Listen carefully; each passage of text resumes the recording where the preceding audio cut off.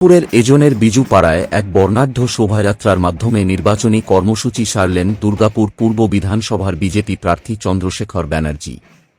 বৈকাল থেকেই এলাকায় উৎসবের আবহ তৈরি হয়। এই শোভাযাত্রার বিশেষ আকর্ষণ ছিল এক বিশাল ও নজরকাড়া সজ্জা, যা সকলের দৃষ্টি আকর্ষণ করে। ঢাকের তালে তালে মুখরিত হয়ে ওঠে গোটা এলাকা, আর তার মধ্যেই ছিল মহিলা ঢাকিদের উপস্থিতি, যা এই কর্মসূচিকে আরও অনন্য করে তোলে। শোভাযাত্রায় অংশগ্রহণকারী সাধারণ মানুষের মুখে একটাই স্লোগান শোনা যায়, পরিবর্তনের প্রয়োজন। মানুষের উচ্ছ্বাস এবং অংশগ্রহণ ছিল চোখে পড়ার মতো।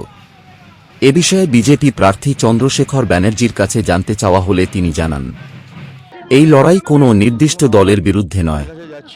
আমাদের লড়াই হল উন্নয়ন ও জনস্বার্থের পক্ষে। বিজেপি, নরেন্দ্র মোদী এবং জনগণের মধ্যে এক যোগসূত্র তৈরি করাই আমাদের লক্ষ্য। থেকে শুরু করে এমন কোনো আমার পূর্ব বিধানসভা কেন্দ্রের মধ্যে গ্রাম নেই, পাড়া নেই, শহর নেই যেখানে আমি মানুষের দ্বারা দ্বারা যাচ্ছি না।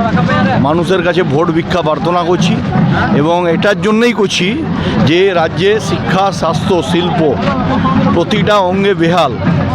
এই বেহাল অবস্থার থেকে যদি রিকনস্ট্রাক্টেড করতে হয়, তাহলে যশস্বী প্রধানমন্ত্রী নরেন্দ্র মোদীজির নেতৃত্বে ডবল ইঞ্জিন সরকার প্রয়োজন। এবার বাংলায় বিজেপির সরকার আসছে, সেই আবহাওয়া প্রতিটা মানুষের স্তরে সেই বার্তা পূর্ব বিধানসভার গ্রাম থেকে শহর সর্বত্র পৌঁছে যাচ্ছে।